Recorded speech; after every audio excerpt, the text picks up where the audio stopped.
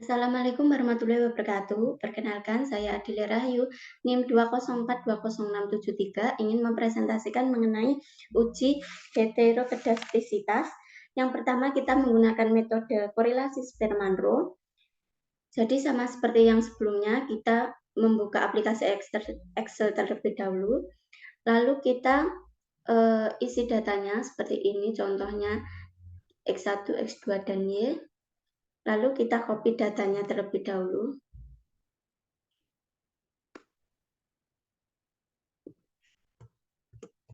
Setelah kita copy, kita masuk ke aplikasi SPSS.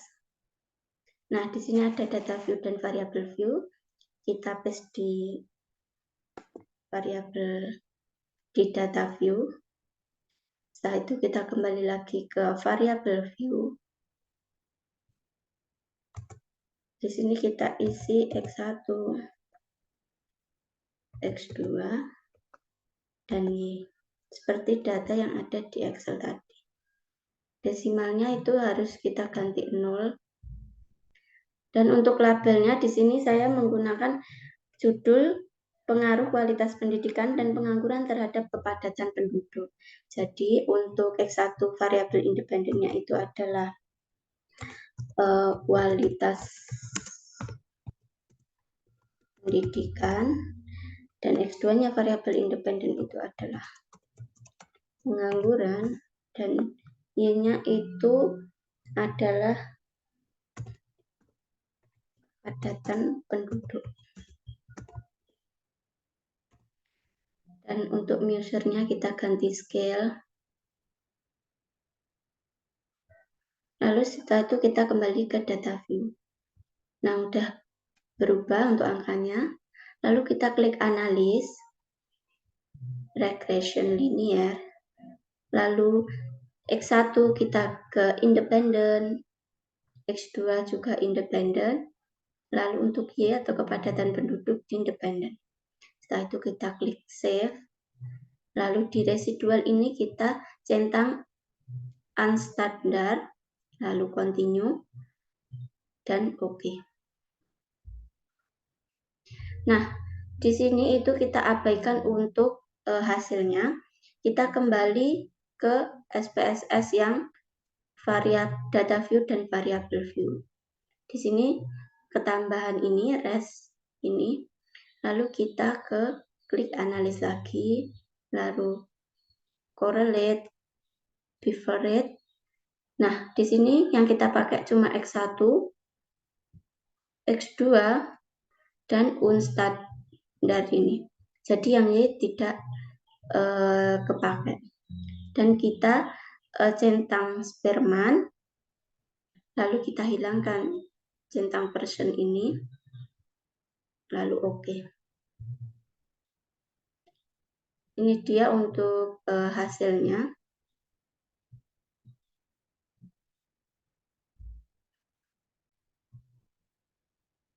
Nah, untuk hasilnya sendiri ini dapat kita lihat di non-parametric correlation, di mana kesimpulannya dari hasil output ini dapat dilihat bahwa korelasi antara variabel kualitas pendidikan dan pengangguran dan unstandard itu residual memiliki nilai signifikan atau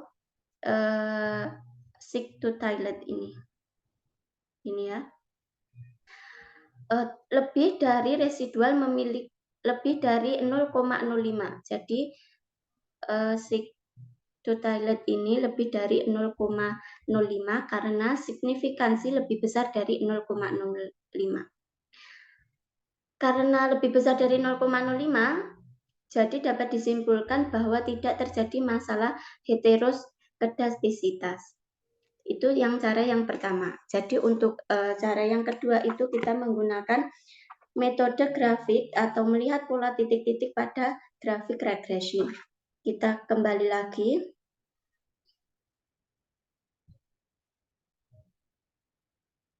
Nah, untuk cara yang kedua ini kita kembali lagi ke data view, lalu kita klik analis. Setelah itu regression, lalu linear.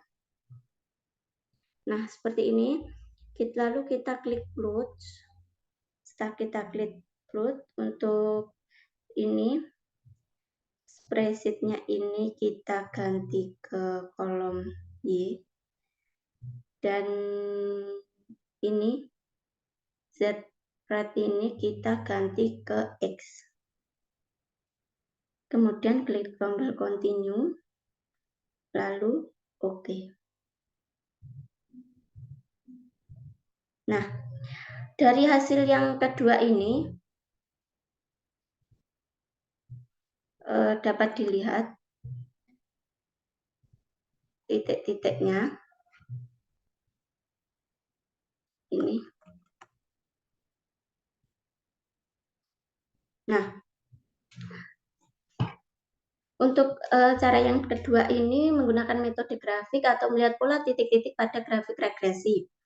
Dari hasil output ini dapat diketahui bahwa titik-titik tidak membentuk pola yang jelas dan titik-titik menyebar di atas dan di bawah. Di atas dan di bawah angka 0 pada sumbu Y. Ini angka 0-nya.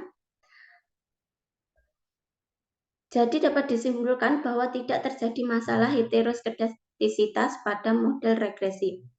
Jadi titik-titik ini menyebar di atas dan di bawah angka 0 pada sumbu Y. Dan untuk cara yang terakhir itu menggunakan cara metode uji Gleitzer. Kita kembali lagi ke SPSS. Yang ini. Lalu setelah itu, setelah kita kembali ke data view, kita klik analis, lalu regression, lalu linear. Nah, di sini setelah itu kepadatan pendidikan di independen dan kualitas pendidikan serta pengangguran di independen. Setelah itu kita klik save. Setelah kita klik save, kita centang ini pada klik residual. Kita centang. Kemudian klik tombol continue. Lalu OK.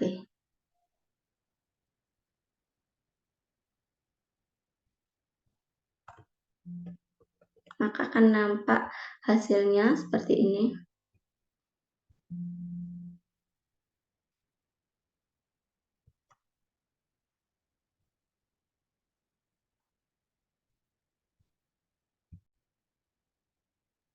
Untuk hasil sendiri ini kita hiraukan dan kita kembali ke data view. Nah, di sini akan bertambah yaitu res 3. Lalu setelah itu kita klik transform, analis dulu, lalu transform ini, lalu kita klik compute variable, lalu muncul seperti ini. Nah, di sini kita klik untuk target variabel, kita klik untuk target variabel ini, kita klik ABS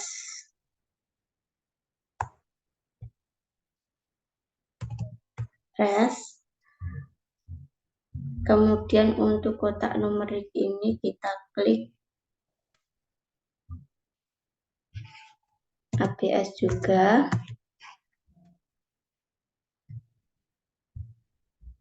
Lalu masukkan variabel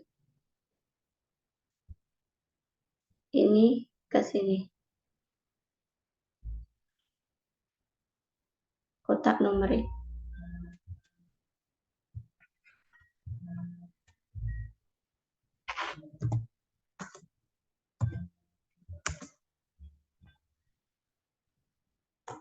Jangan lupa dikasih tanda kurung.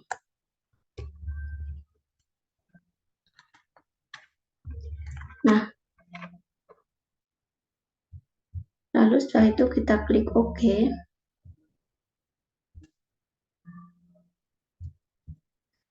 Lalu nanti akan muncul hasilnya juga di ini.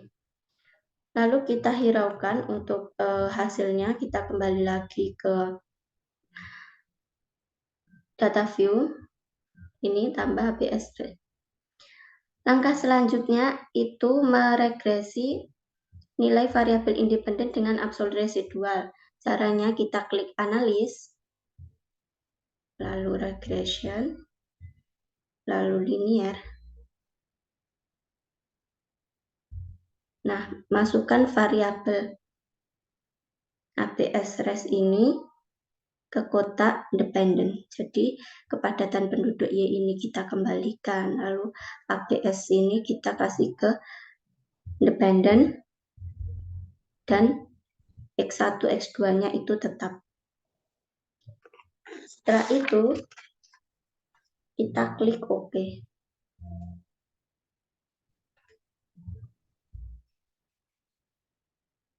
Nah, dapat kita lihat hasilnya.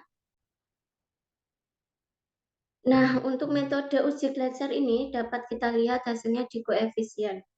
Jadi dari hasil ini dapat diketahui bahwa nilai signifikan kedua variabel independen lebih dari 0,05. Dengan demikian dapat disimpulkan bahwa tidak terjadi masalah heterokedastisitas pada model regresi. Ini bisa kita lihat untuk kesimpulannya. Ini untuk uji heteroskedastisitas sudah saya pindah ke Word. Yang pertama tadi menggunakan metode korelasi Spearman-Rule, itu bisa kita lihat di non-parametric correlation, yang dimana untuk metode korelasi Spearman-Rule ini dapat kita lihat di tabelnya bahwa korelasi antara variabel kualitas pendidikan dan pengangguran dan standar ini memiliki nilai signifikan atau sigtotalite lebih dari 0,05. Jadi ini 907 dan 751 lebih dari 0,5. Maka dapat disimpulkan bahwa tidak terjadi masalah heterokedastisitas. Dan untuk yang kedua itu menggunakan metode grafik ya, atau melihat pola titik-titik pada grafik regresi. Ini. Jadi titik-titiknya ini membentuk pola yang jelas dan titik-titik menyebar di atas dan di bawah angka 0 pada sumbu Y. Jadi dapat disimpulkan bahwa tidak terjadi masalah heterokedastisitas pada model regresi. Dan yang terakhir ini menggunakan metode uji Gleiser. Yang dimana dari hasil tabel di atas ini diketahui bahwa nilai signifikan kedua variabel independen lebih dari 0,05. Dengan demikian dapat disimpulkan bahwa tidak terjadi masalah heterokedastisitas pada model regresi. Sekian yang dapat saya sampaikan, kurang lebihnya saya mohon maaf. Wassalamualaikum warahmatullahi wabarakatuh.